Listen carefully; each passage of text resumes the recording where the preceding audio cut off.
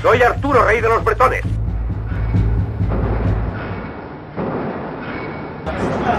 Yo tengo una, que es grande como una casa. Consume 20 litros por hora. Produce humo y ruido. ¿Y corta manzanas en 3 trozos? Una máquina soviética hecha para cortarlas en 4 trozos.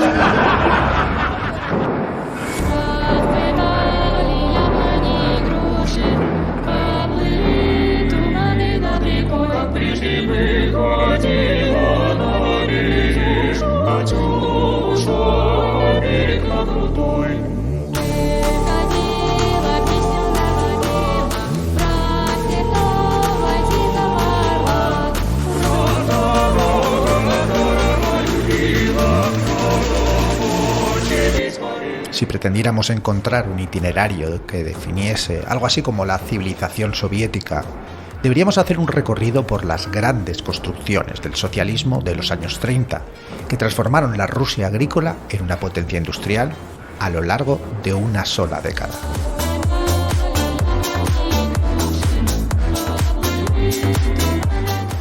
La ruta incluiría la presa de la central hidroeléctrica Dneprogres junto al río Dnieper, los altos hornos de Magnitogorsk en los Urales.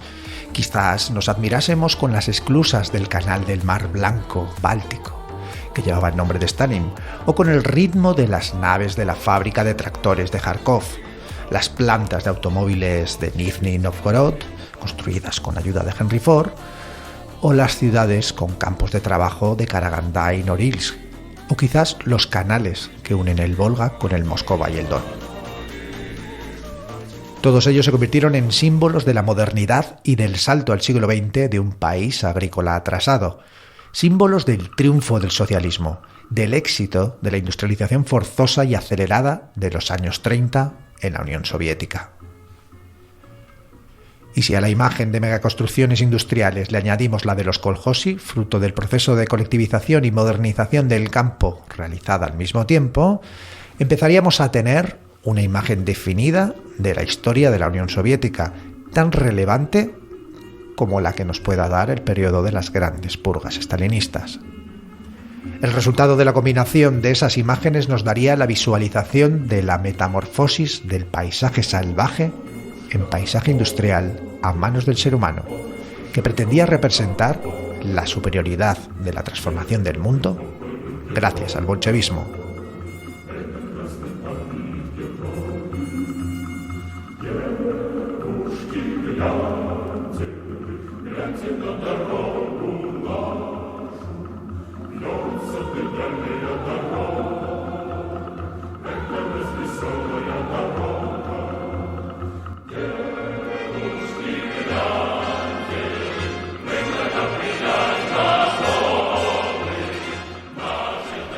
Bienvenidos al programa 498 de la Linterna de Diógenes. Hoy, el industrialismo en la Unión Soviética.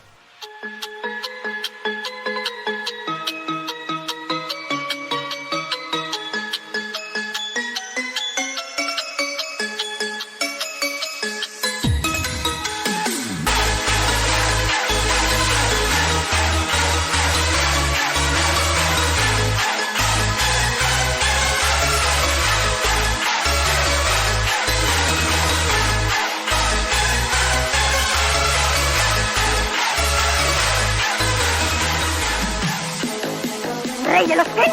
¡De los bretones! ¿Quiénes son los bretones? Todos nosotros, todos somos bretones. Y yo soy el rey. No sabía que teníamos un rey. Creí que éramos una colectividad autónoma.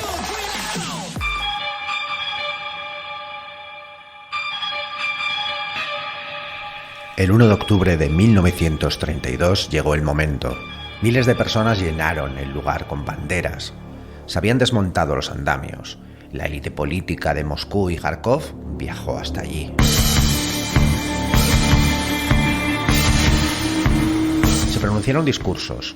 Se accionó una palanca que debía poner en movimiento las turbinas y los generadores. El primer impulso eléctrico recorrió la estación de transformación y las líneas de alta tensión en dirección a las fábricas. Las bombillas del inmenso dique de contención se encendieron, y con ellas también la luz que vencía las tinieblas. Просит меня остаться здесь эти огромные камни. Y mientras la distribución rítmica de los diques se acentuaba por la iluminación, en el dique apareció el nombre de Lenin, dando la impresión de que era el hormigón armado y no las palabras lo que declaraba el comienzo de una nueva era.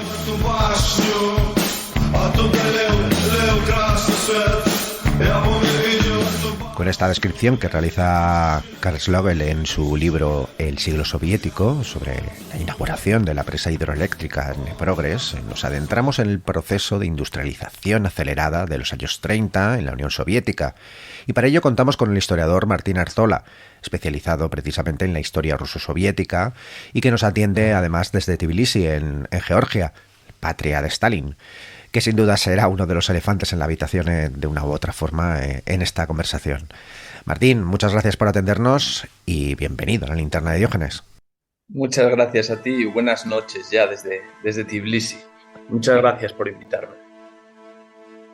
He empezado antes describiendo la inauguración de la presa Dneprogres en 1932, no solo porque fue en su día la mayor central hidroeléctrica de Europa, o porque a una de las orillas del Dnieper se situase la ciudad industrial ucraniana de Zaporozhye, sino porque supone también a nivel simbólico la victoria de la Unión Soviética sobre la vieja Rusia, del paso de la era de la electricidad sobre la era aún marcada por el vapor. Y porque ya Lenin, una década antes, para definir los retos con los que se encontraban como gobernantes y la necesidad de desarrollar las fuerzas productivas, dijo eso de que el comunismo es el poder soviético más la electrificación del país. ¿Qué importancia tuvo la electrificación de Rusia?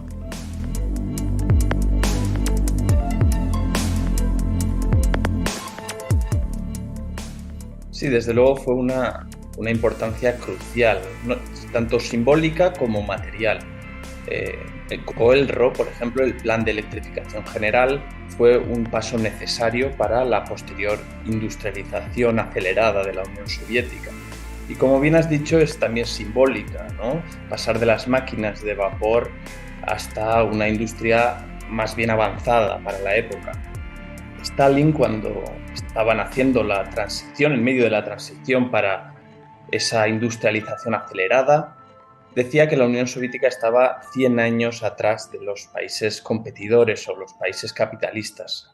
En ese caso, la electrificación era fundamental para lo que vendría posteriormente, que sería la industria pesada, como para poder competir con ellos.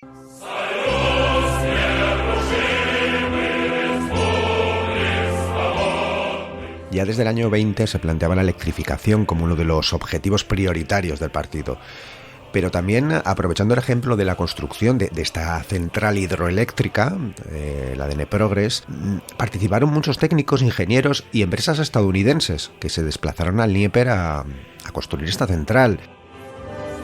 Y de hecho quiero recordar que Lenin, en esa facilidad que tenía para definir el socialismo en pocas palabras, era muy dado a utilizar estos eslóganes, después de haber dicho que se podía reducir a los soviets, que el socialismo se podía reducir a los soviets y la electrificación, también dijo en su momento que el socialismo eran soviets y tecnología americana.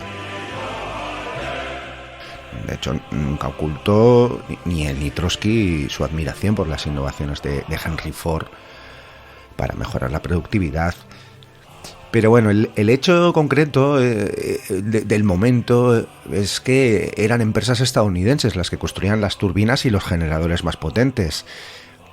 ¿Los dirigentes soviéticos se miraban en el espejo de Estados Unidos? ¿Era la imagen a imitar? Mira, pues estaba leyendo hace poco un artículo sobre la supuesta anglofilia que tenía Stalin en este caso, pues porque cuando se inaugura la presa del Dnieper y la central hidroeléctrica que lleva consigo, ya era el momento pocos años antes de la industrialización forzada de Stalin.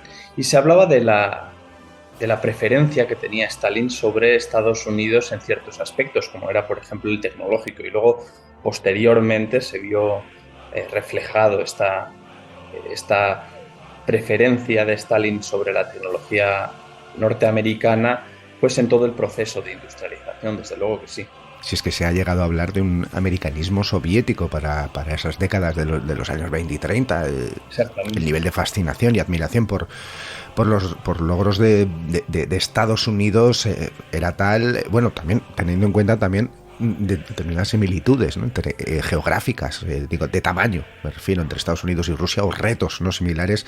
No en vano estamos hablando de un país que, como Rusia, Estados Unidos era geográficamente enorme y con una naturaleza también aparentemente inabarcable, ¿no? Pero que había sido capaz de poner a su servicio, de domar, ¿no? Construyendo grandes presas, domando ríos, aprovechando saltos de agua, un domesticar la naturaleza salvaje y ponerla a su servicio por parte de Estados Unidos, o bueno, desarrollar grandes áreas industriales como las de Detroit o Pittsburgh, que en parte eran un poco el reflejo en el que se miraba los dirigentes soviéticos, ¿no?, que querían imitar, ¿no?, y hacer eso, por ejemplo, con los Urales.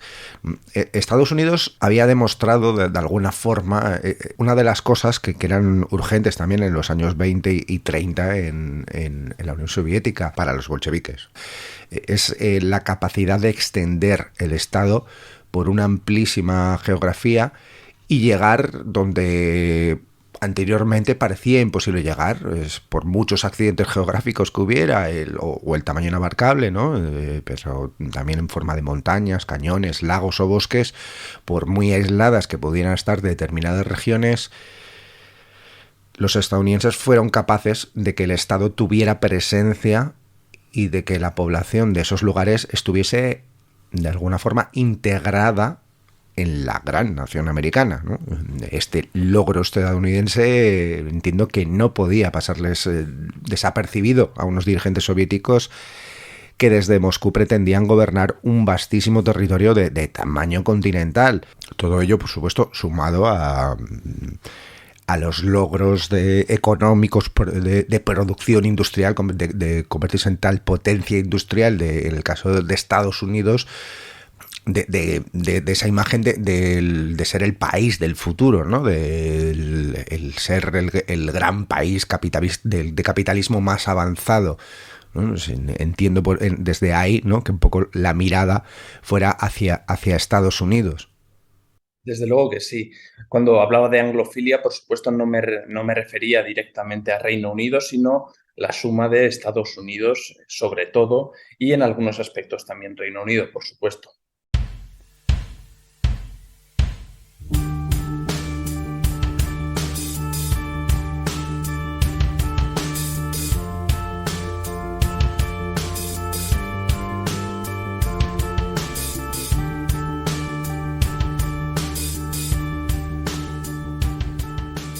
Si existe un paradigma del industrialismo soviético, de las grandes construcciones del socialismo, en la imagen tiene que estar Magnitogorsk, el que fuera el mayor complejo metalúrgico de Europa, los Urales, que simbolizaba la aurora de una nueva civilización.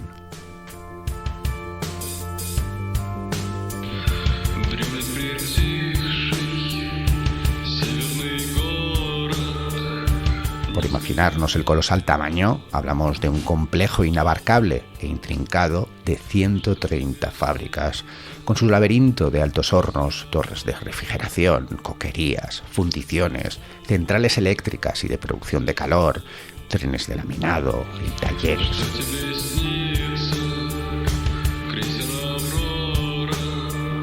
En su momento, más de 10.000 fábricas dependían de Magnitogorsk, desde la industria de tanques hasta la automovilística, que convertían a Magnitogorsk en la capital del imperio del acero.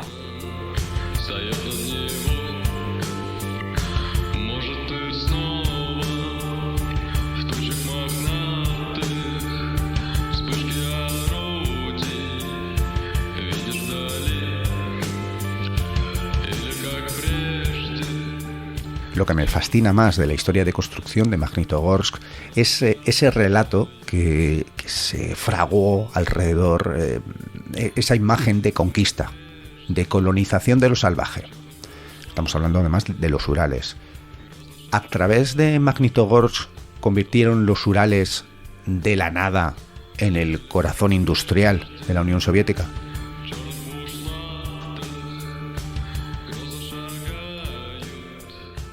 Es muy interesante. Sobre todo la historiografía norteamericana ha dado mucha importancia a Magnitogorsk como una ciudad ex nihilo, ¿no? Creada ex nihilo de la nada, en un lugar donde no había absolutamente nada hasta entonces, más que las montañas llenas de minerales, y los soviéticos decidieron crear una gran ciudad industrial ahí.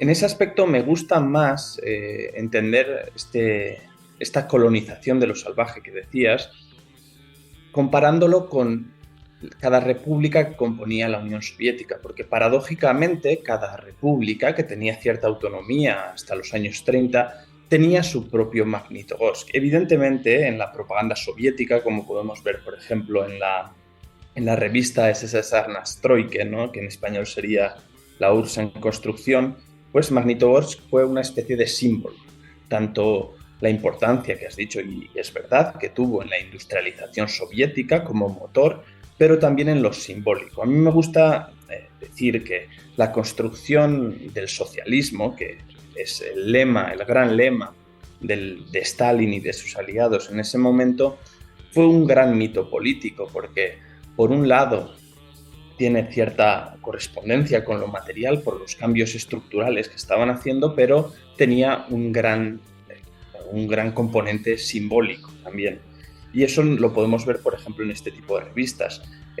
Si lo comparamos con revistas regionales, por ejemplo, vamos a encontrar que cada pequeña república tenía, su pequeño Magnitogorsk, ¿no? Por ejemplo, la República de Karelia tenía a la Nueva Kondopoga, que era una central papelera. Pero es cierto, como dices tú, que Magnitogorsk es una especie de gran símbolo soviético, ¿no?, de ese nuevo imperio, de esa nueva civilización, que me gustaría llamarlo, donde se plasma, ¿no?, el avance que se puede lograr gracias al socialismo, que será una forma de modernización superior según los soviéticos. Нам было приятно получить вот это письмо от нашего радиослушателя из города Жданово Донецкой области Бориса Валентиновича Хаджинова.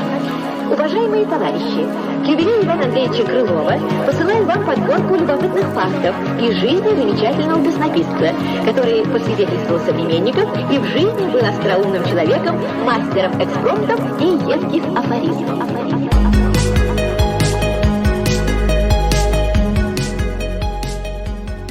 Estamos hablando de que la planta de Magnitogorsk sería como el resultado de condensar la región de Manchester y Sheffield en un único punto. Que además entiendo que sería una comparación que les gustaría bastante también a los propios dirigentes soviéticos, que se fijaban mucho un poco en ese proceso de revolución industrial de la zona de la región de Manchester de ya un siglo atrás. Pero la construcción de un gigante como este se hace con personas. Y me parece importante destacar e intentar imaginarnos las condiciones que se encontraron cuando llegaron a este lugar remoto, ¿no?, para construir este gigantesco complejo. Porque un dato muy importante es que las excavaciones para el primer alto horno comenzaron antes que siquiera se pensase en construir viviendas o acondicionar el lugar. Si bien esto encaja con ese lenguaje bélico para el ámbito de la producción, donde las grandes construcciones eran campos de batalla donde había que vencer, en ese contexto los trabajadores que se trasladasen a los Urales, que estaban participando, se consideraba que estaban participando en lo que sería una campaña militar, ¿no?, en el ámbito de la producción, era un poco el lenguaje que se utilizaba. En este relato perdía interés si iban a trabajar y vivir en condiciones infames.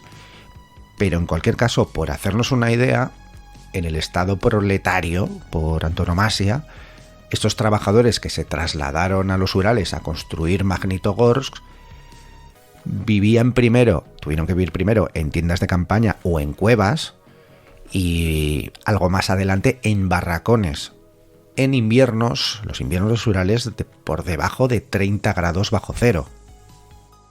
Sí, es así. Es una paradoja que los propios trabajadores fuesen los que más esfuerzo tuvieron o más peores condiciones tendrían que sufrir para hacer esto realidad. Al final esto responde a la lógica de lo que es la forma socialista del trabajo, que es como los soviéticos lo entendían. Se podría pensar que cuando los trabajadores llegaron a Magnitogorsk estaría todo preparado, ¿no? Pero eso realmente no fue tan así. No solo el ejemplo que has puesto con los barracones donde vivían, sino más bien la comida que comían. Muchas veces comían una vez al día y unas raciones por las que muchas veces protestaban. Y hubo, como el propio Schlegel, que has citado al comienzo, una de sus primeras obras, publicadas solamente en alemán, fue precisamente sobre las huelgas de los trabajadores en este momento, ¿no? Una gran paradoja en un estado proletario que se autodenominaría que fuesen los propios trabajadores los que protestasen precisamente en contra de esto. Pero esto tampoco es una totalización. Generalmente la historiografía soviética, la historiografía occidental sobre la Unión Soviética ha querido simplificar muchas veces muchos aspectos y si bien es cierto que la oposición trabajadora existió desde el primer momento, desde la fundación de la Unión Soviética, también mucha gente de forma voluntaria participó en esta gran construcción con gran entusiasmo por diferentes razones que las profundizaremos seguramente a lo largo del podcast, pero sí fue desde luego así. Hacía falta mano de obra. En el caso concreto de Magnitogorsk, que además se buscó mediante publicidad en las fábricas de Leningrado o Mariupol, para que los trabajadores se trasladasen a este gran megaproyecto. Pero también se consiguió de forma violenta, en forma de trabajadores forzados, es decir, de campesinos deportados o prisioneros del Gulag. Quizás incluso un tercio de los trabajadores estarían bajo la supervisión de la antigua Checa, la policía secreta rusa. Pero también mucha de la mano de obra no sería forzada, es decir, sería mano de obra libre, al menos desde el punto de vista liberal de toda la vida, es decir, estamos hablando de una gran movilidad, de traslado de gran población del campo a la ciudad o a determinadas regiones por el propio proceso de mecanización del campo o por la desposesión de tierras, un gran movimiento de población que acudiría a las nuevas fábricas a trabajar y que se encontraría con que no había vivienda suficiente. Es que es otro tema que también muy interesante. Hasta quizás los años 50 o 60, incluso los años de construcción masiva de vivienda en serie, de la época de Khrushchev, por ejemplo, hasta ese momento más de una generación tuvo que apiñarse en las comunalcas, que no eran más que pisos con varias habitaciones, en los que en cada habitación vivían familias enteras y compartían una cocina colectiva. Lo que estoy intentando decir es que nos encontramos el mismo tipo de industrialización desordenada que se pudo observar en la Inglaterra de finales del siglo XVIII o principios del XIX, en el que se provoca una gran movilización de la población que ve cómo se rompen sus lazos y comunidades de vida y se ven obligados a vivir en condiciones de hacinamiento en las nuevas zonas industriales, donde se ha priorizado el desarrollo económico mediante las grandes megaconstrucciones, que serán las que convertirán a la Unión Soviética en una potencia industrial. Se ha priorizado eso antes de siquiera pensar en dónde va a vivir toda esa gente o en qué condiciones, a toda esa gente que se está movilizando precisamente para trabajar en esas fábricas y nuevas construcciones. Sí, desde luego que sí. Sobre la movilización de la mano de obra hay diferentes formas de verlo y podríamos analizarlo desde diversas ópticas, desde diversas perspectivas y lo veríamos de una forma completamente diferente. Por ejemplo, hay historiadores que dicen que el cambio de trabajo, es decir, lo que has descrito de ir desde Leningrado hasta Magnitogorsk, hay algunos historiadores que lo señalan como incluso una forma de resistencia al propio proceso de modernización. Es decir, en algunas empresas durante este periodo hay una gran cantidad de bajas o gente que dejaba el trabajo porque era su única forma de protestar por lo que estaba ocurriendo y se iba a otra ciudad, en este caso Magnitogorsk, que le ofrecía unas soluciones más ventajosas para su caso. Es decir, luego y cuando llegaban a Magnitogorsk y veían que aquello era incluso peor de lo que estaba pasando en Leningrado, pues volvían a cambiar. Yo he consultado algunas documentaciones de algunas de las empresas, no en este caso particular, en Magnitogorsk, pero sí en algunas otras repúblicas, y en algunas empresas incluso la plantilla se cambiaba completamente 3 veces al año. Es decir, significaba que a lo largo de un año había 3 plantillas diferentes que habían sido reemplazadas por completo porque los trabajadores no encontraban beneficio siguiendo trabajando en ellas. De modo que cambiaban de trabajo, se iban a otra zona, que no era fácil, por supuesto, pero era una forma de resistencia. Si lo queremos ver desde otra óptica, pues desde luego es una forma de capacidad de reclutamiento que tiene el stalinismo, la élite del partido bolchevique, de atraer, porque por ejemplo, como bien lo comenta Schlegel, pero también lo comenta Kotkin, por ejemplo, en su trabajo, en su magnífico trabajo Magnetic Mountain, incluso los propios voluntarios de las juventudes comunistas son los que van a Magnitogorsk a construir la ciudad, pues por su propia ideología, porque creen en ello, es decir, entienden que vivir mal durante un periodo de tiempo por un bien mayor es rentable por un gran proyecto, ¿no? Eso al final es lo que comentaba anteriormente, encaja por completo en lo que se conoce como la forma socialista del trabajo, que junta la emulación socialista, las brigadas de shock y el convencimiento de tener que cumplir los planes. Bueno, luego tendríamos ya el siguiente nivel de los stajanovistas, ¿no? De ya acelerar los planes incluso, ¿no? Exactamente, que es la filosofía. Fíjate que en el stajanovismo de 1935, que es cuando surge este movimiento, no es más que una evolución de lo que es la emulación socialista, que quizás para aquel que no esté familiarizado con este término es la competencia socialista, la creación de brigadas de shock, de udarniks, que son trabajadores de shock que hacen hazañas, ¿no? Que es luego lo que se personifica y lo que se convierte en icono con Stajanov en 1935, pero sí, desde luego. Bueno, siempre me ha parecido como la conciencia de clase, pero al revés.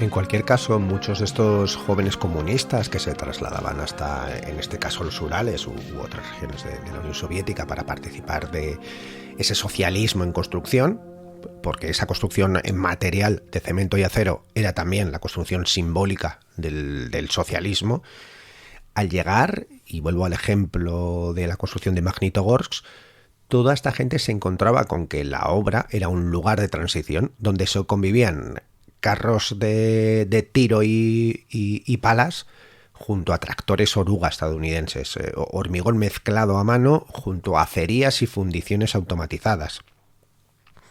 Lo cual nos da una imagen de cómo en estas megaconstrucciones aceleradas, con plazos muy estrictos, impuestos desde arriba, nadie contaba cuántas personas se precipitaban de los andamios, cuántos se congelaban durante las excavaciones o quedaban aplastados por estructuras que se derrumbaban o morían en explosiones, que fueron muchas. A lo largo de estas megaconstrucciones, en estas revistas donde se relataba y se iban siguiendo los avances de esa construcción del socialismo, que se seguía día a día en la prensa, en ese relato construido desde estas revistas aparecía por un lado la figura del héroe, en el trabajador abnegado que lo daba todo y lograba grandes hazañas en el ámbito económico, en el ámbito de la producción, pero por el contrario se señalaba los parásitos o incluso se hablaba de saboteadores como culpables tanto de retrasos como de los accidentes o las diversas explosiones. Supongo que esos trabajadores que se precipitaban de un andamio quizás lo hacían por no disponer de una auténtica conciencia de clase. Sí, es la clásica, lo que se suele llamar el el chivo expiatorio en español, el chivo expiatorio del estalinismo. Fíjate, los accidentes fueron muy comunes, muy frecuentes durante el primer y segundo plan quinquenal. Los historiadores han intentado debatir, han intentado investigar sobre las razones de tantos accidentes, porque es cierto que la siniestralidad fue muy grande, fábricas explotando, calderas rotas, incluso el embajador estadounidense Davis, ¿no? Que sus memorias son bastante populares, sobre todo entre aquellos que defienden la figura de Stalin, probablemente porque no han leído la obra completa, pero él ya mencionaba que era extraño que hubiese tantos accidentes. Sí, el estalinismo culpa a los enemigos del pueblo, que sería a partir del 36-37, antes pues lo culpaban, pues como lo has dicho, sí, a los parásitos, a ciertos elementos contrarrevolucionarios. Lo cierto es que la combinación de mano de obra poco cualificada con una tecnología norteamericana nueva y con pocos cuadros cualificados, como le llamaban ellos, pues generalmente el resultado no era del todo positivo. Hombre, y los ritmos acelerados, por supuesto, también, ¿no? Había unos ritmos muy marcados. Eso, por supuesto, habría que explicar, por supuesto, para todo aquel que no conozca la historia soviética, lo que significaban los planes quinquenales, ¿no? Empecemos por ahí, sí. Venga, ¿qué son los planes quinquenales? Exactamente. Los planes quinquenales que se imponen, se deciden y se imponen a partir del Comité Central, de las 5 sesiones del Comité Central entre 1928 y 1929, establecen un gran plan que luego se va ramificando entre diferentes sectores, donde se establecen los objetivos de producción y de consumo para toda la Unión Soviética. Es decir, es un plan general, como su nombre indica, de 5 años en total, donde se establecen los objetivos de producción, de crecimiento que tiene este país. Entonces, este gran plan luego estaba compuesto por pequeños planes, tanto sectoriales como de regiones, regionales, y entonces se decidía hasta lo último que iba a producir la última empresa de la última región de Kazajistán, con qué productividad, con qué costo y con qué y cuánto había que producirlo. Esto era el plan, que por supuesto tanto el primero como el segundo fueron excesivamente ambiciosos, con objetivos poco reales, que luego se iban corrigiendo a toda prisa para evitar perjuicios mayores. Y entonces esta combinación de lo que estábamos comentando anteriormente, tanto la emulación, la competencia socialista, que también luego la analizaremos, como las brigadas de choque, y el cumplimiento del plan hacían una combinación bastante explosiva, casi literalmente en algunas fábricas, como se ven tantos accidentes. Sí, el inicio de el primer plan quinquenal casi podríamos denominarlo como el inicio de una revolución desde arriba, ¿no? Con toda esa presión que iba desde arriba hacia abajo, entiendo, de los diferentes cargos intermedios que iban yendo hacia abajo, hasta llegar a la propia población de base. Me gusta decir que este proceso de construcción del socialismo tuvo un componente desde arriba, una revolución desde arriba, pero que en ruso se diría, de hecho lo utilizan los propios soviéticos, revolucia sverhu, la revolución desde arriba, pero también es una forma de revolución desde abajo, que es precisamente lo que estábamos comentando anteriormente, cómo el gobierno intenta movilizar a su población con diferentes incentivos para que participen, para trabajar a destajo, con mejorar la productividad, aumentar la producción total y otros tantos factores, como por ejemplo las actividades que hacía el partido, ¿no? Sus purgas internas que forman parte de la misma lógica de la revolución desde abajo. Entonces, a mí me gusta que quizás más en un plano teórico, lo que he llevado a cabo en mis investigaciones, analizar todo este proceso como una revolución desde arriba, pero donde el Estado también intenta que haya una revolución desde abajo. A veces es cierto que lo logra en algunos casos movilizar a su población, pero en otros no. Por ejemplo, si analizamos el caso de la emulación socialista, que es muy interesante, la emulación socialista es una especie de equivalente socialista o equivalente comunista de la competencia capitalista. Para aumentar la productividad hay que movilizar a los trabajadores para que luchen por producir más y más con los menores costos de producción posible. Creaban, por ejemplo, competencias entre diferentes fábricas. Por ejemplo, la fábrica de papeles de Tatarstan retaba a la fábrica de Magnitogorsk de otro sector para producir no sé cuántos rublos. Y el ganador pues recibía diferentes premios. Al principio estos premios eran más bien no materiales. Recuerdo haber leído algunos premios que eran tomos de las obras completas de Lenin, por ejemplo, medallas, y luego posteriormente, progresivamente, ya casi en el cambio del primer al segundo plan quinquenal, se empiezan a añadir premios que son monetarios, dinero, que al principio los bolcheviques lo rechazaron porque no entendían que no era parte del espíritu socialista del trabajo, pero lo necesitaron al ver la poca movilización en esta emulación socialista. Entonces, en este proceso de revolución desde abajo participan diferentes actores, diferentes trabajadores que luchan por esta emulación socialista por diferentes motivos, algunos por el dinero. Vemos, por ejemplo, los recortes de prensa de trabajadores anónimos que se quejaban de que les habían prometido no sé cuántos rublos por participar en una campaña y luego no se lo ingresaban. Otros participaban porque realmente creían en los ideales comunistas, otros por el prestigio social que te permitía, por ejemplo, ir a un gran sanatorio en el Mar Negro.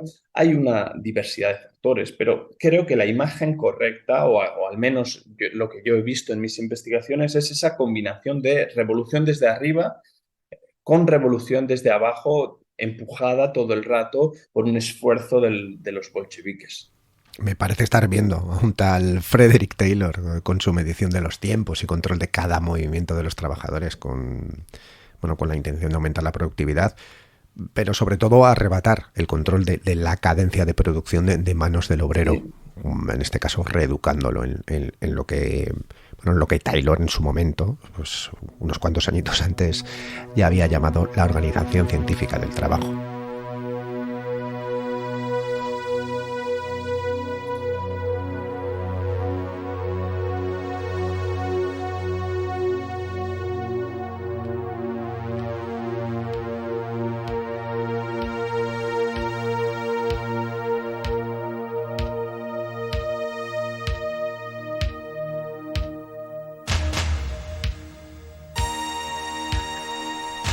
La tarea que el gobierno soviético debe cumplir en toda su amplitud es enseñar a trabajar.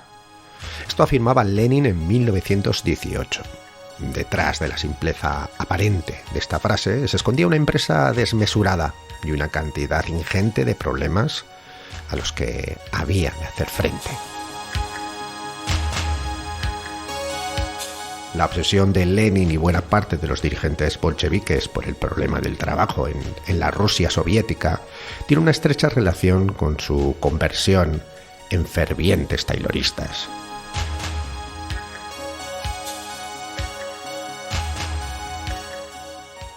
Son variadas las razones del interés comunista por el taylorismo. Comencemos por lo más evidente, por su fascinación por las promesas tayloristas de productividad y por el carácter científico con que este tipo de organización industrial supo presentarse.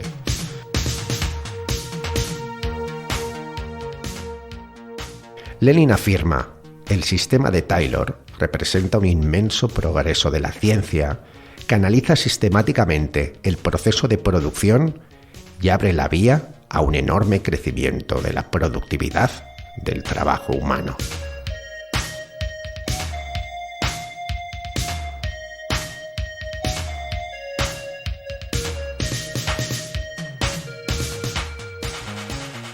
El taylorismo es la división del trabajo en su más alta y sofisticada expresión, y por eso mismo lo más avanzado en materia de productividad del trabajo.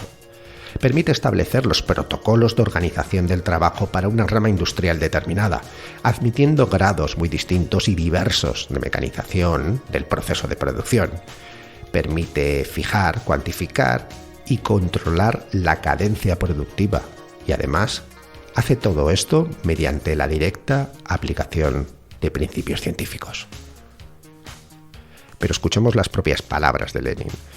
Sus más grandes logros científicos están relacionados con el campo del análisis de los movimientos mecánicos del trabajo, con la eliminación de los movimientos superfluos y torpes, con la puesta a punto de métodos correctos de trabajo, con la introducción del mejor sistema de logros y de control.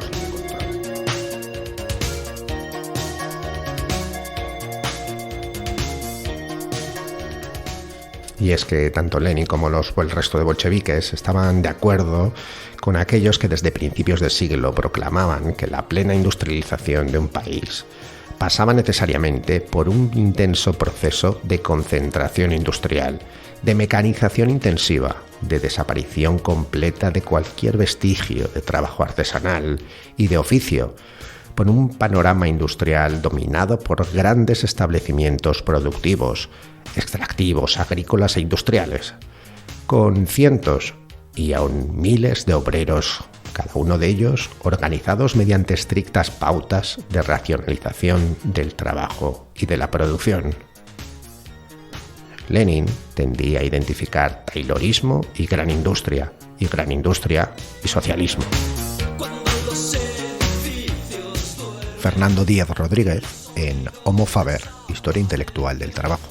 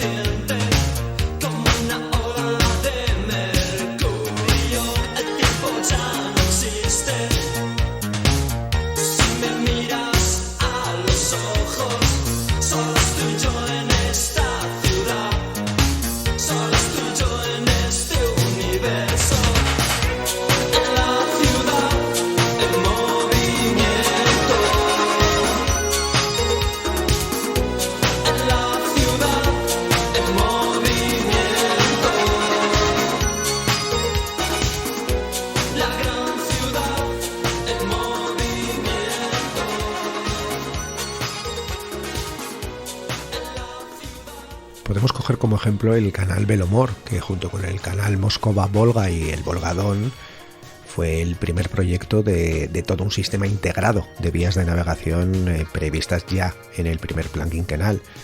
Estamos hablando de un canal que une el mar Báltico con el mar Blanco. Y este último es un apéndice del Océano Ártico. Es decir, hablamos de una obra titánica. Pues entre los dos mares había más de 200 kilómetros de puro granito en varios niveles, lo que obligaría a construir multitud de esclusas. Pero menciono sobre todo este caso del canal Belomor, más allá de que sea un buen ejemplo de megaconstrucción de esta industrialización acelerada, lo que en su momento además se consideró como un canal de Panamá en el Ártico y era en parte también seguido un poco a nivel internacional su construcción.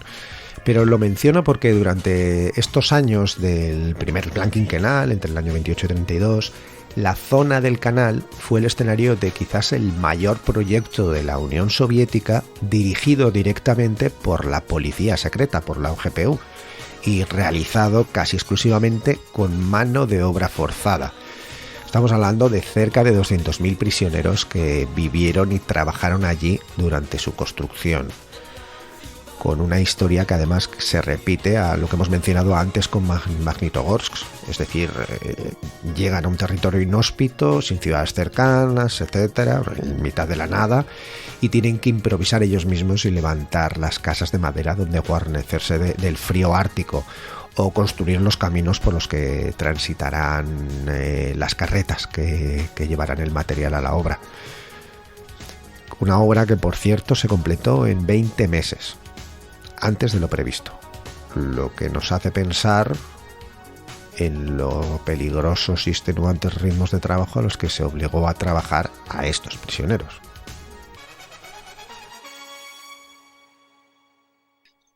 Sí, desde luego es la otra parte, ¿verdad? Cuando hablamos de la industrialización tenemos que entender que la gran mayoría de la industrialización, del esfuerzo de la industrialización, no fueron prisioneros, sino más bien ciudadanos corrientes, pero luego existe una otra parte que sí fueron mano de obra gestionada por el Gulag, por el centro que coordinaba los campos de trabajo, y uno de ellos es el Belomor Canal, ¿no? El canal que une el Mar Blanco con el Báltico, que ya te cuento una experiencia personal que yo he podido cruzar porque precisamente yo hice las investigaciones doctorales en la región donde se construyó. La paradoja de este canal, en primer lugar, es que fue nombrado el canal Stalin. Stalin estuvo muy encima de la construcción de este canal y luego, además, a raíz de esta construcción, que por supuesto, como siempre, fue utilizado por su maquinaria, digamos, propagandística para alabar la superioridad del socialismo, el propio Maxim Gorky, si no me equivoco, como jefe redactor, hizo un libro que tuvo gran difusión en la Unión Soviética, pero lo más importante desde un punto de vista histórico es sin duda el uso de mano de obra prisionera, ¿no? La mano de obra forzada. El libro que estabas mencionando, que firma Gorky con otros 30 y tantos intelectuales, ¿puede ser? Sí, exactamente. Sí. Exactamente. Es que tengo aquí precisamente un pequeño extracto, ¿no? El que habla, el título del libro es la historia, es el canal de Stalin entre el Mar Blanco y el Mar Báltico, la historia de una construcción, si no me equivoco, es un libro del 34, y por citar una parte pone la historia de la construcción del canal Stalin entre el Mar Blanco y el Mar Báltico, que se llevó a cabo por iniciativa del camarada Stalin, con la mano de obra de antiguos enemigos del proletariado, bajo la dirección de la OGPU, prodigioso ejemplo de la política de trabajo y corrección del poder soviético que reforjó a miles de personas socialmente peligrosas y las convirtió en concienciados constructores del socialismo, ¿no? Sí. Esa concepción terapéutica que tenían casi del trabajo, ¿verdad? Es muy interesante. El uso de mano de obra forzada ha sido motivo de debate durante mucho tiempo entre los historiadores, ¿no? Hasta qué punto fue necesario. Yo creo que fue muy importante en este tipo de infraestructuras por la falta de equipamiento técnico, ¿no? Si bien hemos dicho que, por ejemplo, en el caso de Magnitogorsk se importó maquinaria desde los Estados Unidos y también se importó maquinaria desde otros estados, en el caso de este canal el uso de maquinaria fue muy reducido, es decir, la mano de obra no iba a decir esclava, eso sería muy tendencioso, la mano de obra forzada de gente que había perecido en diferentes procesos políticos, se utilizó para sustituir la tecnología. Entonces, si ves las fotografías, por ejemplo, de la construcción del canal, verás que hay muy poco equipamiento y se utiliza únicamente el esfuerzo físico, la capacidad física de esos prisioneros para hacer este tipo de infraestructuras, que luego, por otra parte, habría que analizar si fueron tan útiles como lo publicitaron los propios soviéticos.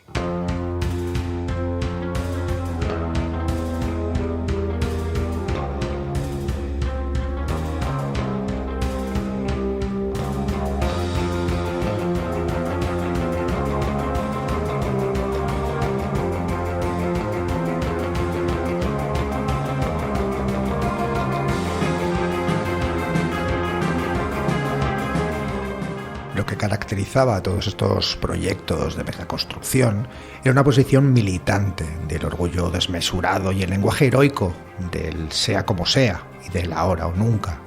La naturaleza era un adversario, un enemigo al que había que derrotar. Las obras de Magnitogorsk, Progress o Belomor fueron los campos de batalla. La naturaleza y la gente que vive en ella son elementos cuya resistencia debía vencerse.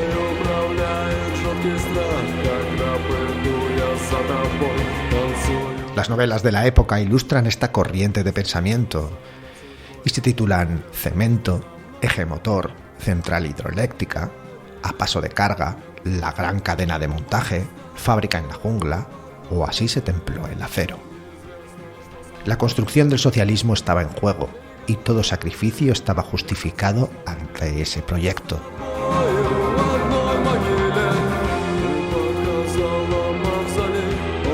Me viene a la mente lo que le dijo un comisario político al escritor rumano Israti cuando visitó la Unión Soviética.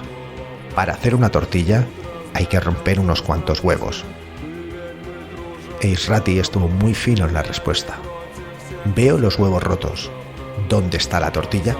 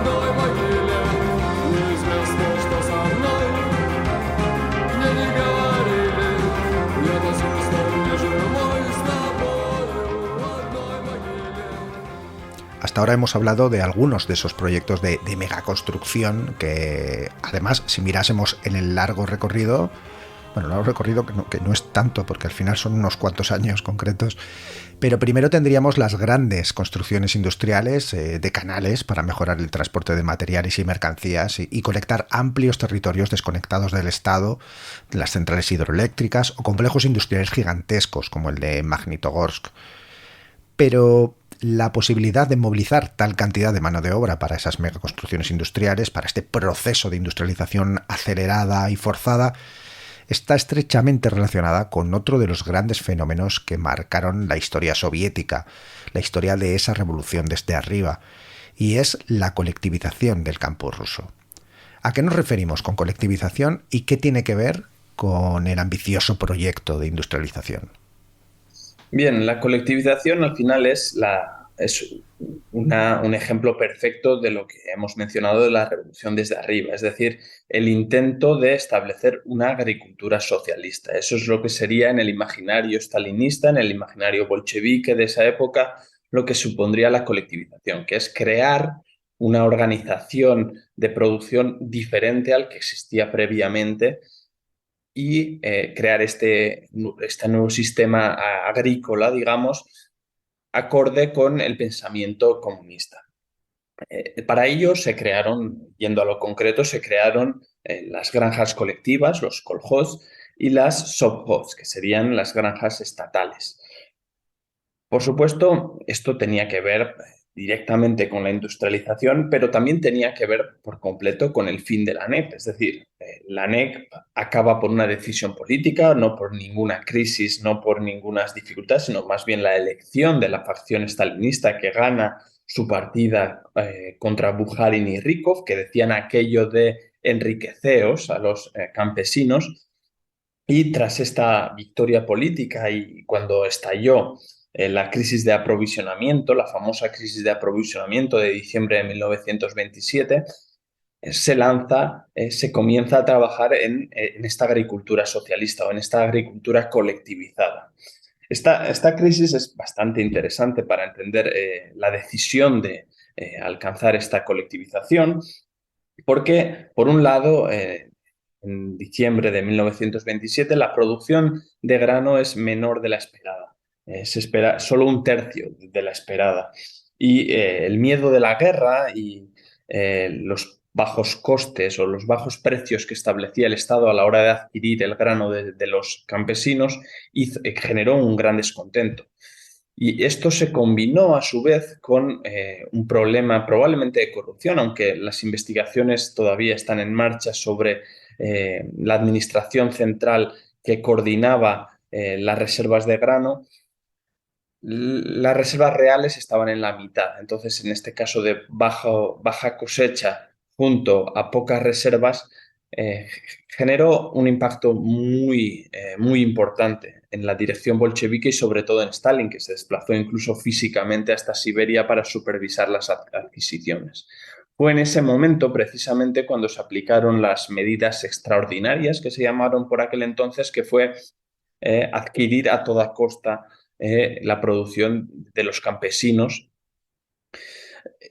por medio de la represión en gran caso, ¿no? Hacer una campaña, por primera vez veremos el concepto de la desculaquización, ¿no? Atacar a los kulaks, y esto se combinó con la construcción de granjas granjas colectivas y estatales. Este sería más o menos un primer esquema que tendríamos que tener en cuenta cuando hablamos de la colectivización.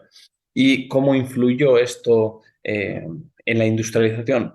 Pues desde luego en gran medida teniendo en cuenta que en el pensamiento bolchevique la agricultura debía ser capaz de alimentar a los soviéticos, pero gran parte de la producción se tendría que dirigir a exportarlo y con el capital obtenido exportando este grano, invertirlo en las industrias.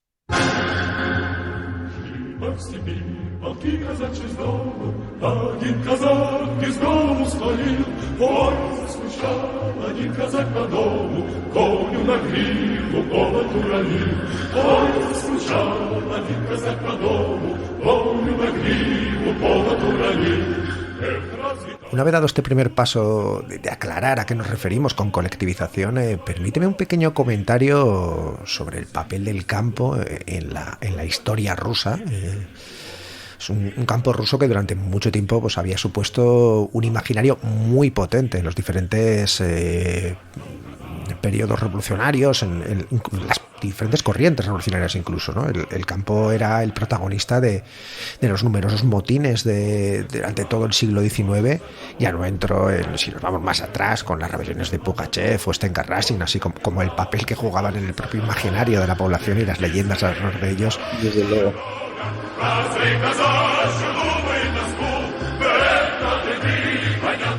Pero en la segunda mitad del siglo XIX tenemos bastantes estadísticas de cada vez más asesinatos de terratenientes, amplias regiones rurales en muchas ocasiones que eran difíciles de poner bajo control del Estado, Es el campo a donde apuntaban los socialistas revolucionarios, o antes que ellos los propios Narodniki, como el germen de la sociedad futura, con sus tradiciones comunales, con el mir, la obscena.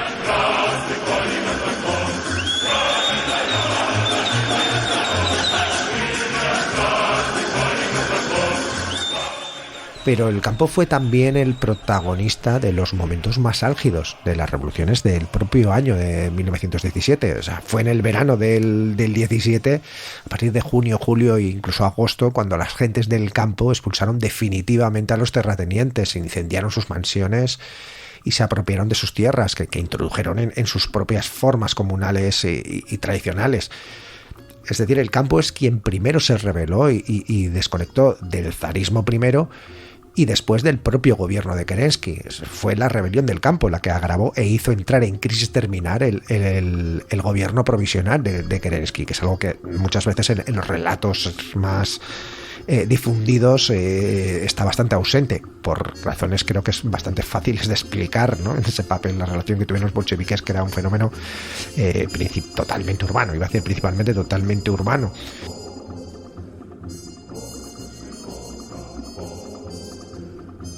Y tras octubre fue el campo también quien se resistió a las requisas forzadas de grano implantadas por los bolcheviques durante la guerra civil, en eso que se llamó comunismo de guerra.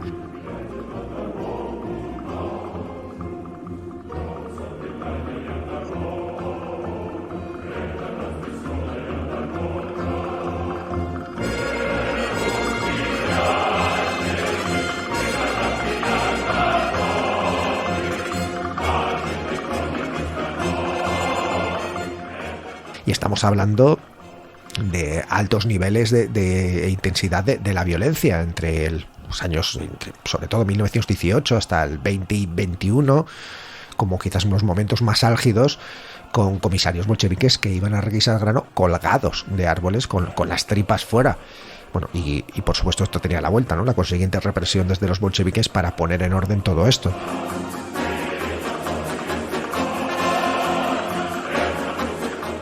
Fueron ellos, las poblaciones del campo, quienes protagonizaron revueltas ya no contra los terratenientes, como habían protagonizado hasta ese momento, sino ahora contra los comisarios políticos bolcheviques, contra el poder central del nuevo Estado que se estaba reconstruyendo y que además se tambaleaba precisamente con la desconexión del campo, como lo hicieron precisamente los gobiernos y los estados anteriores.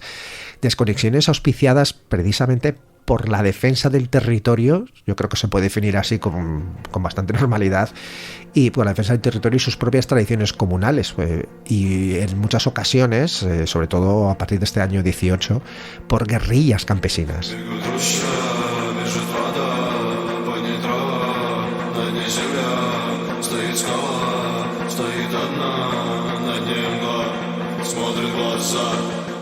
Tenemos estos fenómenos en la región del Volga, tenemos la comuna de Tambov, el territorio controlado en Ucrania por el ejército negro magnovista, quizás este último algo más conocido, no mucho más, pero sí más conocido, o incluso en regiones más alejadas de Siberia Occidental, todo con sus propias guerrillas campesinas defendiendo el territorio primero contra los ejércitos blancos, pero también contra el ejército rojo.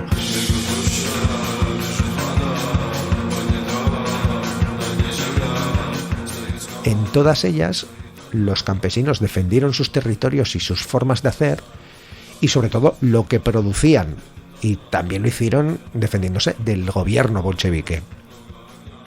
Es decir, cualquiera que quisiera gobernar la inmensidad de Rusia, y sobre todo si pretendía iniciar un proceso de modernización, que traducido esto es un proceso de potenciación del Estado, es decir, capacitándolo para extender su influencia sobre vastos territorios, todo aquel que quisiera hacer eso se iba a encontrar con un extensísimo territorio donde las gentes del campo estaban acostumbradas a rebelarse y defender sus propias formas de hacer. La pregunta sería, ¿las tensiones entre los bolcheviques y el campo ruso de estos años de guerra civil, entre el 1918 y el 21, quizás incluso hasta el 22, hasta que reprimieron los últimos conatos de resistencia campesina, unido a esa experiencia que tenían los bolcheviques, ¿no?, de que un campo rebelde era sinónimo de un estado débil, todo esto tuvo que ver en la forma en que se llevó a cabo la colectivización por parte de Stalin?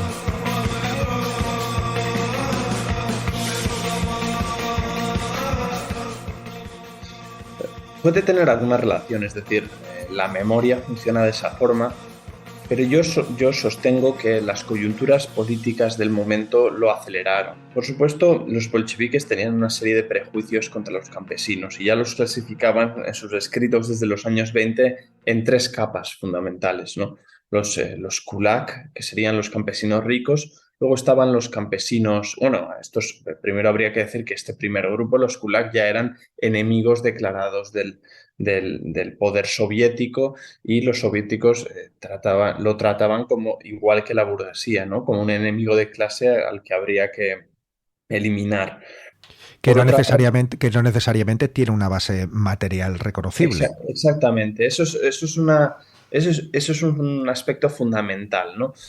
A mí me gusta destacar, lo he hecho siempre que lo he podido, destacar que los bolcheviques siempre utilizan el marxismo junto a las teorizaciones de Lenin como su guía teórico para actuar en cuestiones prácticas, eso siempre.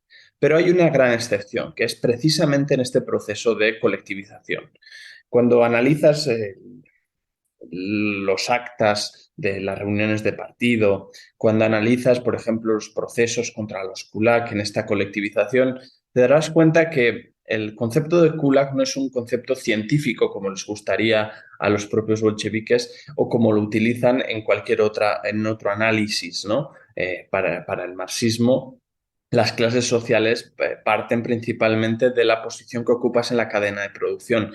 Lo que analizamos o lo que encontramos cuando estudiamos la colectivización, veremos que el concepto de kulak no es un concepto científico, no es una categoría que tenga una correlación con una posición en la cadena de producción. Durante el proceso de colectivización y sobre todo en la desculakización encontraremos que es llamado kulak aquel campesino que tiene una vaca, un caballo y menos de 1 hectárea, ¿no? De modo que, como dices, no se corresponde, ¿no? con ningún hecho objetivo. Más bien es una etiqueta política que es bastante conveniente para las empresas que estaban emprendiendo en ese momento. Volviendo al otro caso, tenemos en primer lugar estos, los kulak. Luego, por otro lado, tenemos al campesino mediano, que decían los bolcheviques, que lo entendían como una especie de aliado momentáneo para sus transformaciones, y luego estaba el campesino pobre, que según ellos el campesino pobre era por naturaleza prosoviético o pro-bolchevique y que sería un aliado del proletariado para fundar o para establecer el poder de los obreros y los campesinos, que luego es tan reconocible, ¿no?, en la iconografía comunista del periodo de Stalin, como por ejemplo la famosa estatua del obrero y la kolkhosiana. Realmente esto, como dices, no se correspondía luego con la realidad. Incluso los campesinos pobres se negaron a unirse a las granjas colectivas y hasta que fueron forzados a ello, no lo hicieron. Sí, bueno, incluso de las propias fuentes del partido, ¿no? Hubo también, pues bueno, resistencias, ¿no?, de los propios campesinos, actos de sabotaje, incluyendo quema de cultivos, matando animales de carga, ¿no? Y bueno, de diferentes casos también de destrucción de propiedad y ataques a oficiales y demás. En este momento también encontramos algo, ¿no? Algo también que es este proceso de colectivización se echa a andar, ¿no?, a partir del año 28-29 en adelante, y en el año 32-33 se da una gran hambruna. ¿Qué tiene que ver la colectivización con esta gran hambruna? ¿Si tiene algo que ver? ¿O la propia resistencia campesina boicoteó realmente los intentos de colectivización desde arriba? Por un lado, el caso de esta hambruna ha sido utilizado sobre todo cuando ha caído la Unión Soviética con objetivos nacionalistas. Es decir, todos conocemos el concepto de Holodomor, ¿no?, como ese intento de Stalin por acabar con la nación ucraniana. Realmente no lo fue así, y eso la historiografía actual lo tiene descartado más allá de ciertos estados postsoviéticos. También sufrió por igual Kazajistán y no por ello hubo tampoco un intento. Realmente fue una gestión bastante mala de la realidad, la poca conexión que existía entre el Politburó, la oficina política del Comité Central, y la realidad en los campos donde se cultivaba el grano en la Unión Soviética. Y, por supuesto, fue una consecuencia de la política de colectivización, los altos objetivos de producción, las malas cosechas, una combinación de varios factores pues, que resultó fatal donde murieron millones de personas realmente. Bueno, en este modelo de colectivización y este modelo de granja, y donde también se intentaba, digamos, el lema era un poco la mecanización y la modernización, también hubo diferentes debates, ¿no? Hay una figura, ¿no? El agrónomo Alexander Sayanov, ¿no? Que es también emblemático quizás de un populismo agrario tardío, ¿no? Porque es digamos, uno de los que de alguna forma de los pocos que defendían un poco que la propia cultura campesina, ¿no? Tenía algo que decir en la propia organización del trabajo en el campo, ¿no? Bueno, tengo aquí la fecha de su muerte, es el año 1937. Ya nos podemos imaginar qué es lo que le pasó, ¿no? El año 37, cualquiera que muera en ese año ya sabemos que algo sucedió ahí. Cuando revisas las biografías de las personas más importantes de la Unión Soviética y ves la fecha de defunción en 1937 o 1938, pocas otras posibilidades aparecen. Y el caso es eso, que a partir precisamente de estas fechas, del año 28-29, ¿no? Quizás la tolerancia hacia las culturas de las comunidades aldeanas desapareció del todo, ¿no? A raíz también de que nos decías, ¿no? De esa crisis agraria de los 2 años anteriores. Pero a partir un poco de este momento, digamos que entiendo que para el liderato soviético el único modelo plausible en el campo empezaban a ser las grandes haciendas de métodos estandarizados e industrializados de producción, ¿no? Cuyo modelo a emular quizás era una de las grandes quizás ironías de la historia, precisamente las grandes explotaciones del oeste estadounidense. Es decir, también se decía a menudo que un tractor Fordson, ¿no? estadounidense era la mejor propaganda a favor de la colectivización. Es decir, esa es la idea que tenían un poco de fondo, ¿no? Más grande, más mecánico, ¿no? Exactamente. Por un lado existe el motivo ideológico de aplacar las clases que los soviéticos consideraban enemigos, pero por otro lado la expectativa que tenían los propios bolcheviques de que mediante la colectivización la producción agraria iba a crecer.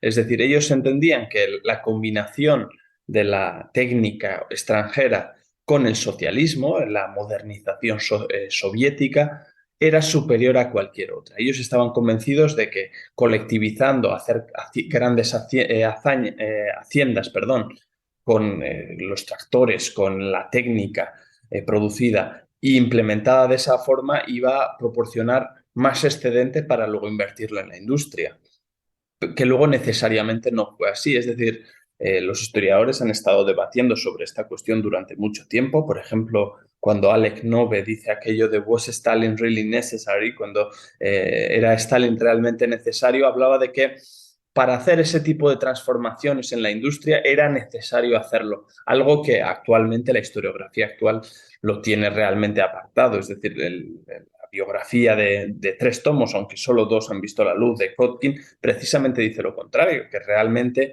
la colectivización de la agricultura fue en gran medida deficitaria por la necesidad de inversión que traía, porque al final era apartar a los campesinos de las técnicas tradicionales en las que tenían la producción que tenían, pero al menos la colectivización realmente exigió una compra de técnica y de adquisición que realmente fue deficitaria. Sí, digamos que se encontraron con precisamente que había que invertir, ¿no? Es decir, era lo más mecanizado, era lo más eficaz, cuanto más aporte químico, también mayor rendimiento y, por supuesto, mayor número de tractores y demás. Todo exigía una inversión, ¿no? Y rompiendo realmente, además, las comunidades de vida previas y las formas que tenían, ¿no? de producir, ¿no? Esto entiendo que sí que se puede describir como algo ideológico desde arriba, ¿no? De las élites que pensaban así. Es uno de los grandes ejemplos de la revolución desde arriba de Stalin, ¿no?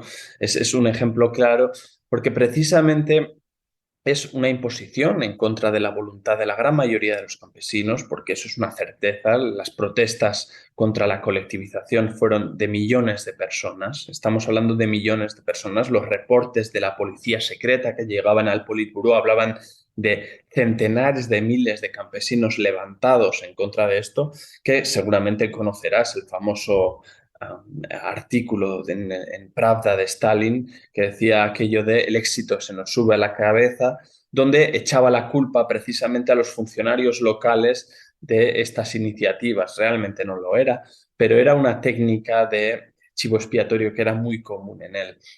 Realmente él estableció que la colectivización tenía que tener unos ritmos determinados. Después de ese artículo, se ve que la gran mayoría de los campesinos abandonan las granjas colectivas. Por ejemplo, en la República Autónoma de Tatarstán, si no me equivoco, la reducción es aproximadamente de un 80 o 90%, ¿no? Que aquellos campesinos que fueron forzados a participar en estos proyectos, cuando se publicó este discurso justificándose en que, bueno, ahora no iban a ser perseguidos por salir de las granjas colectivas, el 80% de ellos los abandonó. Bueno, que también podríamos hablar precisamente de una reactualización de la servidumbre, ¿no? En el sentido de que tenían prohibido o necesitaban determinados permisos para salir de esos territorios donde realmente tenían que producir y trabajar, ¿no? Bueno, estos días he podido leer un poquillo algún texto de Theodor Sanin que cuenta un poco que la idea era como una especie de artículo de fe, ¿no? Digamos, de los dirigentes, que es cuanto más grande y mecanizado, mejor. Y que eso también se unía al pensamiento que achacaba pues la pobreza a las propias tradiciones anticuadas del campesinado ruso, que era ineficiente y poco productivo. Y ahora sí, citando directamente a Sanin, describiendo la forma de pensar de los dirigentes soviéticos del momento, que nos dice, lo que se necesitaba en consecuencia para hacer tabla rasa de todo era la transformación urgente de la agricultura, siguiendo directrices ensayadas con éxito por las industrias manufactureras de Manchester, de Sheffield o Detroit. En cuanto a la población rural, debía civilizarse y trasladarse a un nuevo mundo mediante la colonización del campesinado por la cultura industrial, el nuevo fordismo socialista instaurado por los cuadros del Partido Proletario. Así lo contaba Sanin. Y claro, mi pregunta sería, ¿esto existía esa ideología de progreso científico-técnico en el que la industria y la modernización representaban la utopía del mañana y el campesinado que se aferraba a sus tradiciones y formas de hacer, en realidad eran ese obstáculo para ese progreso en la construcción del socialismo? Desde luego, si analizas los discursos de Stalin en estos años, en 1928, en 1929, hace constantemente esa distinción de lo antiguo y el futuro, ¿no? Al final, para Stalin, esa sociedad agrícola, esta sociedad de campesinos, era atrasado, de otro siglo, mientras que el socialismo era la herramienta para la modernización soviética. Y esto es fundamental. El socialismo para ellos era una herramienta de modernización, como pasa con otros regímenes, con otras ideologías que entienden que la modernización va con otras ideologías. En el caso soviético es el socialismo el que va a permitir ese país agrícola ruso, ese mundo atrasado, es el término exacto que utiliza, atrasado, que lo va a transformar por completo. Y es el intento, ¿verdad? Es el intento de traer la influencia de las ciudades al campo, algo que es precisamente lo contrario a lo que ocurre, porque precisamente con la industrialización y la llegada de mucha gente del campo a las ciudades, es la ciudad la que queda bastante campesinizada, si se podría decir, en costumbres, en hábitos e incluso en el habla, en el idioma ruso. Pues nos vamos a quedar aquí precisamente en este proceso y un poco esta idea, ¿no? del socialismo como herramienta de modernización, tal cual lo pensaban los dirigentes soviéticos y bueno, de muchas otras corrientes de los socialismos europeos, ¿no? El socialismo como la herramienta de modernización. Martín Artola, muchas gracias y bueno, ha sido un placer conversar contigo sobre la Unión Soviética. Muchas gracias a ti. Es un placer hablar de estos temas con alguien que conoces. Se nota que has estado leyendo sobre estas cuestiones porque así da gusto poder hablar de estos temas que son realmente tan típicos, ¿verdad? Pero luego que precisan de una profundización para tener una imagen correcta de lo que realmente fue la civilización soviética, que diría Schlegel.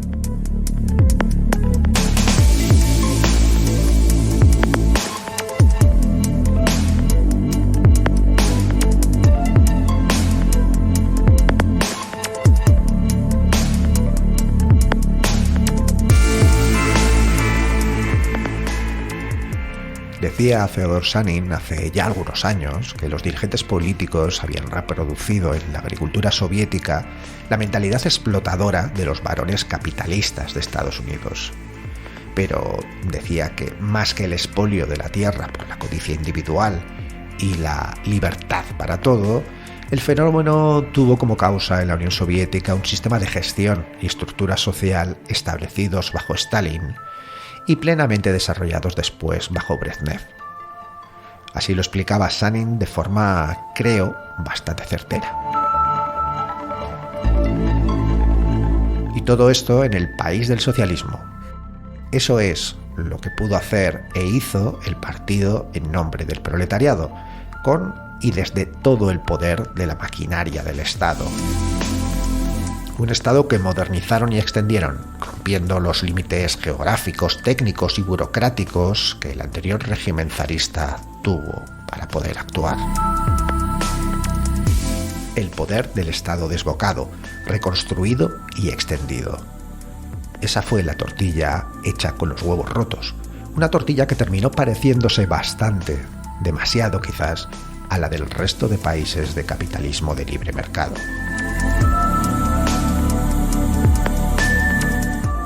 Esa construcción del socialismo, para los mayores entusiastas, representado por los logros técnicos e industriales, mimetizado con la propia potencia de la Unión Soviética. Para los reformadores, un socialismo en construcción, con algunos errores de bulto, pero en camino de acercarse a ese socialismo soñado. Para los críticos de la socialdemocracia europea, contaminado por la represión y la ausencia de un sistema de representación más democrático, con elecciones abiertas, mayor rotación en el poder, etc. Pero todos ellos totalmente alineados con ese sueño de la modernidad, centralizadora, estadocéntrica, productivista, del progreso científico-técnico. Y en todos ellos, ausente una auténtica mirada que implicase ver las potencialidades y capacidades de las gentes comunes de organizarse, de tomar decisiones y gestionar aquello que les afecta. Así, el socialismo de Estado de la Unión Soviética completó el proyecto de la modernidad capitalista. Lo hizo a su forma, con una velocidad y violencia propias, quizás solo comparables a las de la desposesión de la acumulación originaria que fundó de hecho el capitalismo. En definitiva, parece que el sueño de Lenin tuvo un recorrido peculiar con sus propios monstruos. Unos monstruos que ya eran sombras y asomaban ya la cabeza cuando Lenin todavía lideraba la joven Rusia posrevolucionaria. Soviets y electrificación. Así decía Lenin que construiría el socialismo. Pero desde el principio, los soviets, junto con los consejos de fábrica, las cooperativas barriales, las tradiciones comunales del campo ruso, no fueron los protagonistas. Al contrario, desde tiempos de Lenin, la relación de los bolcheviques con estas instituciones populares fue tensa, cuando no directamente violenta. Y al igual que el resto de instituciones populares, primero cooptadas, luego perseguidas y destruidas, los soviets desaparecieron de la ecuación. Y finalmente, pasados los años, el proyecto bolchevique hacia el socialismo se redujo exclusivamente a la electrificación. O dicho de otra forma, a la entrada de la Unión Soviética en la modernidad a través de sus mismas lógicas. Después de todo, si el socialismo iba a ser soviets y electrificación, eran los soviets los que molestaban. Y ahí está el gigantesco complejo industrial de Magnitogorsk, en los Urales, para certificar esa historia. Esto ha sido La Linterna de Diógenes. Salud y autogestión.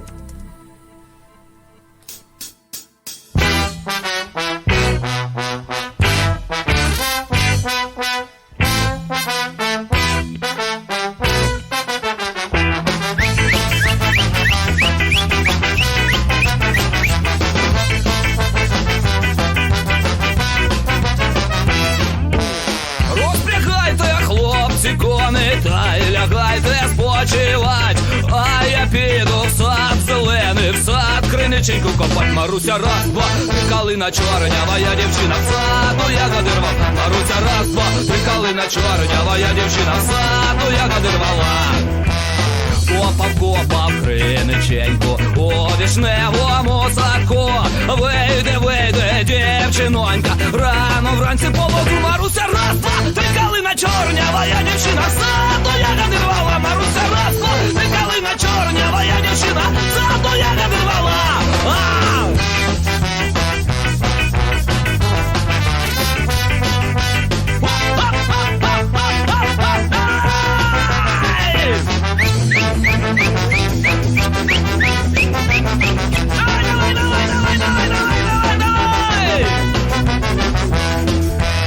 Знаю, дівчинонька, чим я тебе огорчив, що я вчора із вечора краще тебе полюбив. Маруся раз, два, калина чорнява, я дівчина в саду, ягоди рвала. Маруся раз, два, калина чорнява, я дівчина в саду, ягоди рвала. Вона ростом невеличка, ще й літами молода, русокоса до пояса, косі стрічка золота. Маруся!